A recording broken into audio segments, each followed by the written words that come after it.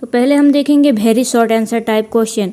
Question number 1 है, इक्ता प्रणाली क्या है? इक्ता प्रणाली दिल्ली सल्तनत की एक प्रशासनिक एवं राजस्व व्यवस्था थी जिसमें अधिकारियों और सैनिकों को वेतन के बदले इक्ता मतलब भूमि का क्षेत्र दिया जाता था। इक्तादार उस क्षेत्र से कर वसूलता और प्रशासन का कार्य करता था। इक्ता प्रणाली दिल्ली सल्तनत की एक राजस्व व्यवस्था थी जिसमें अधिकारियों और सैनिकों को वेतन के बदले में एक भूमि का टुकड़ा दिया जाता था जिससे वो खेती करते थे और इक्तादार उसी क्षेत्र से कर वसूलता था खेती करके और प्रशासन के लिए कार्य करता था। क्वेश्चन नंबर 2 है, मनसबदारी व्यवस्था किसने शुरू की? मनसबदारी व्यवस्था की शुरुआत अकबर ने 1571 ईस्वी के आसपास की थी। यह मुगल प्रशासन और सेना को व्यवस्थित करने की एक महत्वपूर्ण व्यवस्था थी। मनसबदारी व्यवस्था की शुरुआत किसने की थी? अकबर ने, वो भी 1571 के आसपास, और यह मुगल प्रशासन और सेना को व्यवस्थित करने का एक महत्वपूर्ण व्यवस्था थी। क्वेश्चन नंबर 3 है, दीन-ए-इलाही किसने प्रारंभ किया? दीन-ए-इलाही की शुरुआत अकबर ने 1582 ईस्वी में की थी। दीन-ए-इलाही की शुरुआत अकबर ने 1582 ईस्वी में की थी। इसका उद्देश्य विभिन्न धर्मों के बीच समन्वय और धार्मिक सहिष्णुता को बढ़ावा देना था। इसका उद्देश्य था विभिन्न प्रकार के धर्मों के बीच समानता और धार्मिक सहिष्णुता को बढ़ावा देना। क्वेश्चन नंबर 4 है, शेरशाह सूरी किस वंश का शासक था? शेरशाह सूरी सूर वंश का शासक था जिसने 1540 से 1545 ईस्वी तक उत्तर भारत पर शासन किया। शेरशाह सूरी सूर वंश का शासक था और 1540 से 1545 तक उत्तर भारत में शासन किया। क्वेश्चन नंबर 5 है, भक्ति आंदोलन के प्रमुख संत का नाम लिखिए। भक्ति आंदोलन के प्रमुख संतों में कबीर दास का नाम प्रमुख है। उन्होंने जाति पाति, अंधविश्वास और धार्मिक भेदभाव का विरोध किया तथा प्रेम, समानता और ईश्वर भक्ति का संदेश दिया। भक्ति आंदोलन के प्रमुख संतों में से एक है कबीर दास। उन्होंने जाति पाति और अंधविश्वास और धार्मिक भेदभाव का विरोध किया और प्रेम, समानता और ईश्वर भक्ति का संदेश दिया। क्वेश्चन नंबर 2 है, मुगल चित्रकला की विशेषताओं का वर्णन कीजिए। मुगल चित्रकला विकास मुख्यतः अकबर, जहांगीर और शाहजहां के शासनकाल में हुआ। इस चित्रकला पर फारसी और भारतीय कला शैली का गहरा प्रभाव था जिसके कारण इसमें मौलिकता और सुंदरता का अद्भुत समन्वय दिखाई देता है। मुगल चित्रकला का विकास मुख्यतः अकबर, जहांगीर और शाहजहां के शासनकाल में हुआ था और यह फारसी और भारतीय कला शैली को प्रभाव कर यह चित्रकला फारसी और भारतीय कला शैली पर गहरा प्रभाव डालता है जिसके कारण इसमें मौलिकता और सुंदरता का अद्भुत समन्वय दिखाई देता है। मुगल चित्रकारों ने प्राकृतिक दृश्यों, पशु पक्षियों, फूलों, पेड़ पौधों तथा मानव आकृतियों का अत्यंत सूक्ष्म और यथार्थ चित्रण किया है। मुगल चित्रकारों ने प्राकृतिक दृश्यों जैसे कि पशु पक्षियों, फूलों, पेड़ पौधों और मानव आकृतियों का अत्यंत सूक्ष्म और यथार्थ चित्रण किया है। चित्रों में चमकीले और आकर्षक रंगों का संतुलन प्रयोग किया जाता है जिससे वे जीवंत प्रतीत होते हैं। मतलब वे मुगल चित्रकला में ऐसे रंगों का उपयोग किया जाता था कि जिससे वह बिल्कुल जिंदा मतलब कि जीवित लगते थे। मुगल चित्रकला के प्रमुख विषयों में राज दरबार बुद्ध मुगल चित्रकला के प्रमुख विषयों में राज दरबार, युद्ध, शिकार, धार्मिक कथाएं, ऐतिहासिक घटनाएं, उत्सव तथा सम्राटों के चित्र शामिल हैं। मुगल चित्रकला में क्या क्या विषय शामिल है? राज दरबार, युद्ध, शिकार, धार्मिक कथाएं, ऐतिहासिक घटनाएं, उत्सव और सम्राटों का चित्र शामिल है। इस शैली में चेहरे के भाव, वस्त्र, आभूषण और पृष्ठभूमि का बहुत बारीकी से चित्रण किया जाता है। अधिकांश चित्र हस्तलिखित ग्रंथों और पांडुलिपियों को सजाने के लिए बनाए जाते थे। अधिकांश चित्र हस्तलिखित और पांडुलिपियों को सजाने के लिए बनाए जाते थे। पांडुलिपि मतलब कि हाथ से लिखा हुआ। जहांगीर के समय प्रकृति तथा पक्षियों और जानवरों का चित्रण को विशेष महत्व मिला। जहांगीर के शासनकाल में प्राकृतिक और पक्षियों के जहांगीर के शासनकाल में प्रकृति तथा पक्षियों और जानवरों के चित्रण को विशेष महत्व मिला, जबकि शाहजहां के काल में चित्रों में भव्यता और सौंदर्य अपने चरम पर पहुंचा। इस प्रकार मुगल चित्रकला अपनी यथार्थ सूक्ष्म चित्रांकन, रंगों के उत्कृष्ट प्रयोग, भारतीय फारसी शैली के समन्वय तथा कलात्मक सौंदर्य के कारण भारतीय कला के इतिहास में अत्यंत महत्वपूर्ण स्थान रखती है।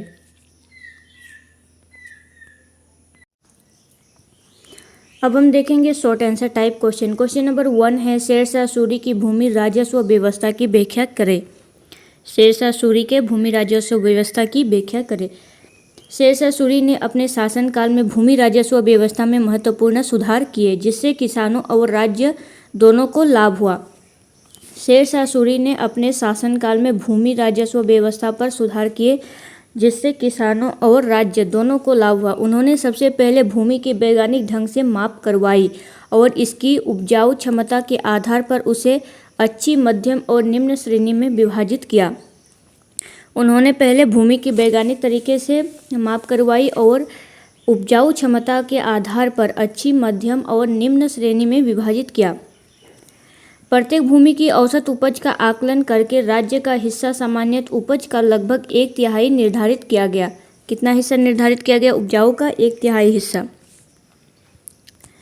किसानों को पट्टा दिया जाता था, जिससे भूमि का क्षेत्रफल, फसल और देय कर का स्पष्ट विवरण होता था। किसानों से कबूलियत ली जाती थी, जिससे वे निर्धारित कर देने की लिखित स्वीकृति देते थे। किसानों से पहले ही कबूलियत ले ली जाती थी कि वह कितने कर देने वाले हैं। कर की वसूली नकद या अनाज दोनों रूपों में की जा सकती थी। राजस्व अधिकारियों को किसानों के साथ न्यायपूर्ण व्यवहार करने का आदेश दिया गया था, जिससे मनमानी वसूली और भ्रष्टाचार में कमी आई। किसानों को पट्टा दिया जाता था, जिससे भूमि का क्षेत्रफल, फसल और देय का स्पष्ट विवरण होता था, और किसानों से कबूलियत पहले ही ले ली जाती थी कि वह कितने कर देने वाले हैं। उसका निर्धारण पहले ही कर लिया जाता था और लिखित स्वीकृति ले ली जाती थी। कर वसूली नकद या अनाज दोनों के रूप में होता था, और राजस्व व्यवस्था किसानों के साथ न्यायपूर्ण व्यवहार करने का आदेश दिया गया, जिससे मनमानी वसूली और भ्रष्टाचार में कमी आई। इस सुव्यवस्थित व्यवस्था से किसानों को सुरक्षा मिली। कृषि उत्पादन में वृद्धि हुई तथा राज्य की आय की नियमित रूप से बढ़ी। शेरशाह सूरी ने भूमि राजस्व व्यवस्था को भारतीय प्रशासनिक इतिहास की सबसे प्रभावी व्यवस्थाओं में से एक माना है। शेरशाह सूरी ने भूमि राजस्व व्यवस्था को भारतीय प्रशासनिक और इतिहास की सबसे प्रभावी व्यवस्थाओं में से एक माना है, और बाद में अकबर ने भी अपनी भूमि राजस्व नीति में इसकी अनेक सिद्धांतों को अपनाया।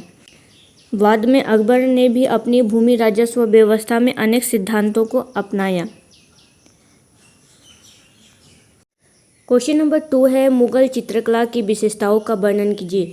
मुगल चित्रकला विकास मुख्यतः अकबर, जहांगीर और शाहजहां के शासनकाल में हुआ।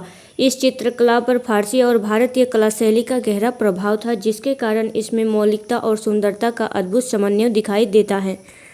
मुगल चित्रकला का विकास मुख्यतः अकबर, जहांगीर और शाहजहां के शासनकाल में हुआ था। यह चित्रकला फारसी और भारतीय कला शैली पर गहरा प्रभाव डालता है, जिसके कारण इसमें मौलिकता और सुंदरता का अद्भुत समन्वय दिखाई देता है। मुगल चित्रकारों ने प्राकृतिक दृश्यों, पशु पक्षियों, फूलों, पेड़ पौधों तथा मानव आकृतियों का अत्यंत सूक्ष्म और यथार्थ चित्रण किया है। मुगल चित्रकारों ने प्राकृतिक दृश्यों जैसे कि पशु पक्षियों, फूलों, पेड़ पौधों और मानव आकृतियों का अत्यंत सूक्ष्म और यथार्थ चित्रण किया है। चित्रों में चमकीले और आकर्षक रंगों का संतुलन प्रयोग किया जाता है, जिससे वे जीवंत प्रतीत होते हैं।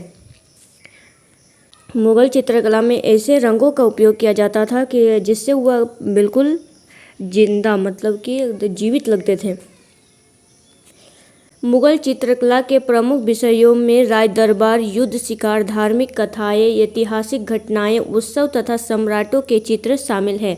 मुगल चित्रकला में क्या क्या विषय शामिल है? राज दरबार, युद्ध, शिकार, धार्मिक कथाएं, ऐतिहासिक घटनाएं, उत्सव और सम्राटों का चित्र शामिल है। इस शैली में चेहरे के भाव, वस्त्र, आभूषण और पृष्ठभूमि का बहुत बारीकी से चित्रण किया जाता है।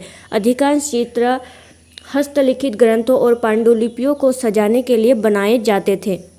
अधिकांश चित्र हस्तलिखित और पांडुलिपियों को सजाने के लिए बनाए जाते थे। पांडुलिपि मतलब कि हाथ से लिखा हुआ। जहांगीर के समय प्रकृति तथा पक्षियों और जानवरों का चित्रण को विशेष महत्व मिला। जहांगीर के शासनकाल में प्रकृति तथा पक्षियों और जानवरों के चित्रण को विशेष महत्व मिला, जबकि शाहजहां के काल में चित्रों में भव्यता और सौंदर्य अपने चरम पर पहुंचा। इस प्रकार मुगल चित्रकला अपनी यथार्थ, सूक्ष्म चित्रांकन, रंगों के उत्कृष्ट प्रयोग, भारतीय फारसी शैली के समन्वय तथा कलात्मक सौंदर्य के कारण भारतीय कला के इतिहास में अत्यंत महत्वपूर्ण स्थान रखती है। क्वेश्चन नंबर 3 है, इक्ता प्रणाली का संक्षिप्त वर्णन करें। इक्ता प्रणाली मोहम्मद गौरी के समय भारत में प्रारंभ हुई। इक्ता प्रणाली मोहम्मद गौरी के समय भारत में प्रारंभ हुई और इल्तुतमिश ने इसे संगठित और प्रभावी रूप दिया। इस व्यवस्था के अंतर्गत सुल्तान अपने अधिकारियों, सैनिकों और अमीरों को वेतन के बदले किसी क्षेत्र के राजस्व वसूलने का अधिकार देता था। इस व्यवस्था के अंतर्गत सुल्तान अपने अधिकारियों और सैनिकों को और अमीरों को वेतन के बदले भूमि के क्षेत्र से कर वसूलने के अधिकार देता था, राजस्व वसूलने का अधिकार देता था। इस क्षेत्र को इक्ता तथा इसके अधिकारियों को इक्तादार या मुक्ति कहा जाता था। इक्तादार का मुख्य कार्य भूमि से कर वसूलना, कानून व्यवस्था बनाए रखना, सैनिकों की व्यवस्था करना तथा आवश्यकता पड़ने पर सुल्तान को सैन्य सहायता देना था। इक्तादार भूमि का स्वामी नहीं होता था। इक्तादार जो है भूमि का स्वामी नहीं होता था, बल्कि उसे केवल राजस्व वसूलने का प्रशासन चलाने का अधिकार प्राप्त होता था। मतलब कर वसूलने का और प्रशासन चलाने का अधिकार प्राप्त होता था। सुल्तान समय समय पर इक्तादारों को स्थानांतरण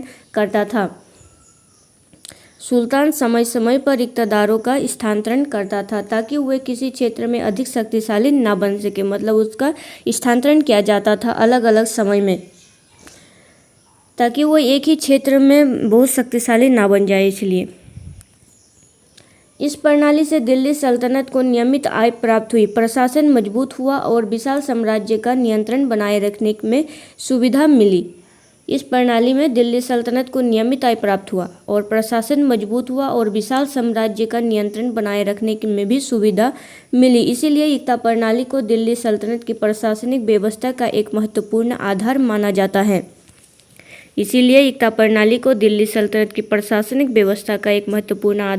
जाता है। अब हम देखेंगे लॉन्ग आंसर टाइप क्वेश्चन, जो कि है 15 मार्क्स का। क्वेश्चन नंबर 1 है, दिल्ली सल्तनत की केंद्रीय, प्रांतीय एवं सैन्य प्रशासनिक व्यवस्था को लिखिए। दिल्ली सल्तनत की केंद्रीय, प्रांतीय एवं सैन्य प्रशासनिक व्यवस्था को लिखना है। क्वेश्चन नंबर 2 दिया गया, अकबर की धार्मिक नीति एवं राजपूत नीति का वर्णन कीजिए। अकबर की धार्मिक और राजपूत नीति का वर्णन कीजिए। क्वेश्चन नंबर 3 दिया गया है, मनसबदारी व्यवस्था क्या है, इसकी प्रमुख विशेषताओं एवं महत्व की व्याख्या कीजिए। मनसबदारी व्यवस्था क्या है, इसकी प्रमुख विशेषता एवं क्या महत्व है इसको व्याख्या करना है। तो पूरा आपका यहाँ पर गुण, दोष सब दिया गया है। क्वेश्चन नंबर 4 है, शिवाजी का प्रशासन एवं राजस्व व्यवस्था का वर्णन कीजिए। शिवाजी का प्रशासन और राजस्व व्यवस्था का वर्णन करना है। क्वेश्चन नंबर 5 दिया गया है, सूफी एवं भक्ति आंदोलन का विस्तृत वर्णन करें। सूफी एवं भक्ति आंदोलन का वर्णन करना है। तो यहाँ 5 क्वेश्चन था। तो अगर आपको वीडियो अच्छा लगा हो तो चैनल को सब्सक्राइब कर लीजिए, वीडियो को लाइक कीजिए और अपने फ्रेंड्स में शेयर कीजिए। और भी वीडियो आएगा, इसके लिए आपको चैनल को सब्सक्राइब करके रख लेना है और PDF के लिए टेलीग्राम चैनल को ज्वाइन कर लेना है। तो चलिए मिलते हैं नेक्स्ट वीडियो में, तब तक के लिए थैंक यू।